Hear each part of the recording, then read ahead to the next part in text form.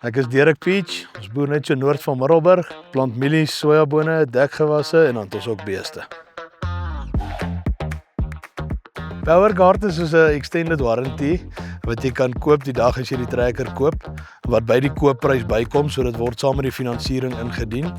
Jy kan dan kies tussen 2 en 5 jaar en 2000 en 5000 uur, kan jy hom custom vir jou behoeftes, afhangend van hoe jy werk. Dan word jou drivetrains gedek, jou engine, diwe en die radkas.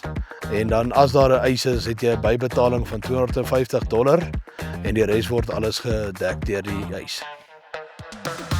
Die bybetaling is dan baie kleiner as wat die totale koste is, omdat dit gedek word deur die warranty. So dit gee jou 'n bietjie gemoedsrus daar dat jy nie groot uitgawes nou sal hê as daar iets fout gaan nie.